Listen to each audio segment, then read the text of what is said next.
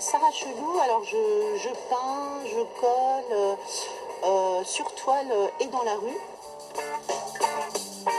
Quand j'ai commencé, j'avais 17-18 ans. J'avais déjà cette idée d'impertinence et chelou. J'ai trouvé que c'était bien pour avoir cette idée de peinture qui peut se diffuser sans qu'on se prenne forcément hyper au sérieux. Même si on le fait de façon sérieuse et persistante, parce qu'on aime ça, et puis c'est une façon de s'exprimer à laquelle on tient.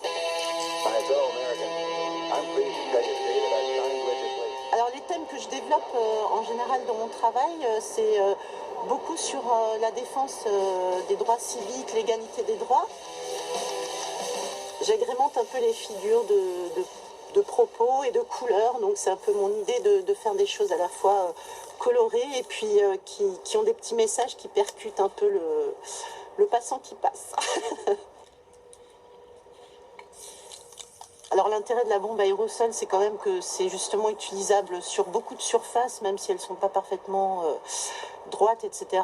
Et même si un pochoir est un peu déformé, c'est vraiment ce qui permet d'avoir une illustration assez rapidement.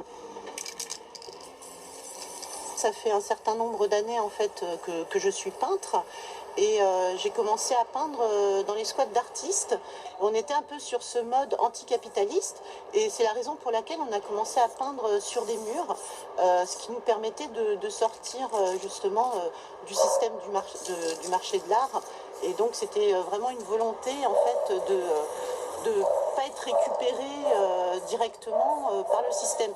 Justement, l'intérêt de sortir de l'aspect commercial, c'est d'être libre et que ça reste un art un petit peu sauvage qui n'est pas forcément légal. D'où l'intérêt aussi d'avoir des murs autorisés et pour la ville, ça peut être intéressant aussi. Communauté forte de milliers d'artistes, entre guillemets, des stations fantômes au fort de Villiers. Pas street art à la Obey, tag les yards, monuments morts pour les victimes du troisième rail.